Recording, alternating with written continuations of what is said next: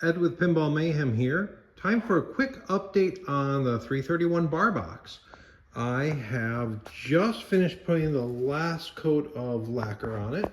I am using Deft, actually I heard there's a new name, satin brushing lacquer. Now, I always just use a foam brush and brush it on. But let's get started with how do I see a run? Okay, how I got to this location.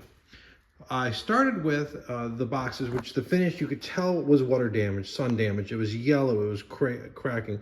And I start with furniture refinisher. Of course, strip it down to just being wood. Furniture refinisher. Previously, you'll hear people talking about Formbees. I actually have half a can. Minwax bought Formbees, and then the product disappeared. And even now, Minwax is putting on their ad because people are looking for Formbees, Homer Formbees furniture refinisher. This is pretty much the replacement. It works pretty good. So that and some 4/0 steel wool. To use this to get the finish off, and this will take like your lacquers, your shellacs, it will take some stain off, but it will actually leave the natural beauty of the wood without using a different chemical stripper. You have to use chemical gloves. So far, I don't have a good set. I used, you pour it into a pan, you take half a pad of 4/0 steel wool, that's 4 zeros, and then you use this kind of as a scrubbing pad, rinsing it in there. And that, you'll see, it just takes the finish off and the brown, and you can get down to just the wood. And it took me, I recommend taking 2 passes. One, to get the bulk of everything off, and then come back the next day. Now, these, look at the detail here, each of those raised spots are supposed to be painted gold. Now, when this was painted, I think it was caked in there. So some of the boxes, because I had an opportunity to look at more than one at a time, just the raised spots were gold, and some of them just the whole stripe was gold. I prefer with just the raised spots gold, because I'm gonna have to try a more dry brushing technique when I'm done. So to clean that off, that's where the toothbrush came in. The toothbrush also came in, this is in the grooves around here, because you see it really has that nice detail. And I use that to get most of the finish off of there. Now, of course, I'm using satin. This is literally wet right now. This right here is a dental tool. It's, I believe it's an Explorer. Very fine hook, a pick for scraping the plaque between your teeth.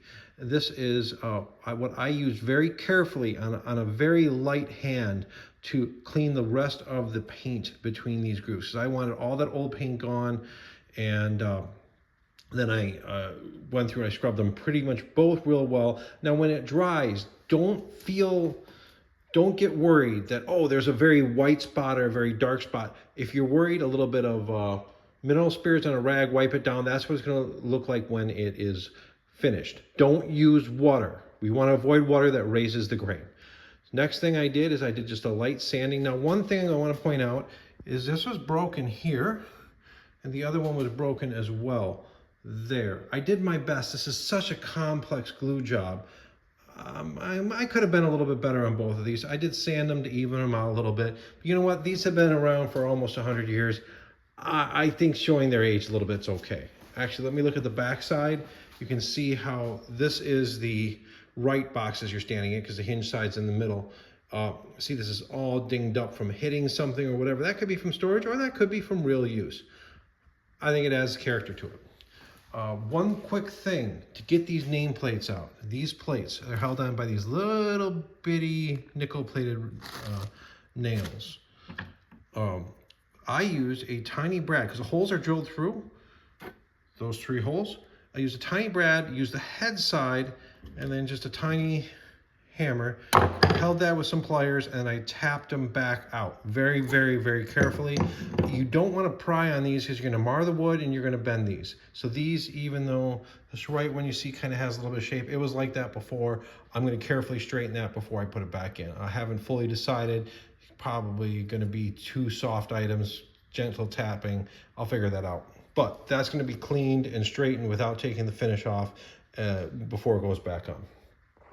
The glass, also one of mine were chipped. I got more glass coming. So then I did a light sanding with 220 grit sandpaper. And then you use, this is my old tack cloth, so probably need some new ones. Some tack cloths, the kind of tacky cloth, get all that dust from sanding off. And then you're ready for finish. So I did two separate brushings of this. And I mean, you can only wait a few hours between coats. Doesn't take much. Then I went overnight and I gave it a sanding with some 600 grit, you know, anywhere from 400 to 600. Take all the runs, the high spots, the little things that were raised, or maybe something left over from cleaning in.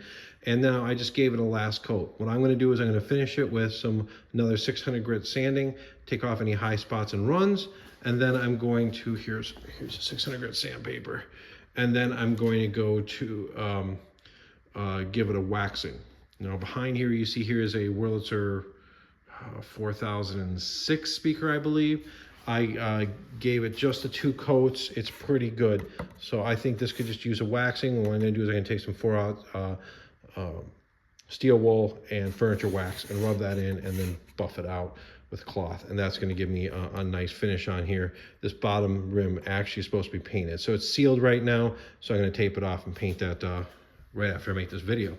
So that's kind of the progress on the bar box. It's mostly woodworking and finishing. Those are pretty much solid. So the next step is to get the glass and get the nameplates done. I'm going to assemble these boxes before I continue working on this. I hate having all these pieces. I don't know if anything is specifically side orientated, so I have it all the sides for all the pieces and all the screws laid out so I don't lose any of the fasteners. Once I get that on and all the fasteners back where they go, then I'm going to tear into taking this apart further for cleaning. Of course, the boxes won't be installed. I'll just have these screws lightly fitted and they'll be off to the side. That's my next plan, so stay tuned for the next step in the 331 bar box. Thank you for watching. Don't forget to subscribe and follow to see more jukebox related, pinball, arcade, whatever I happen to be working on that week. Thank you very much.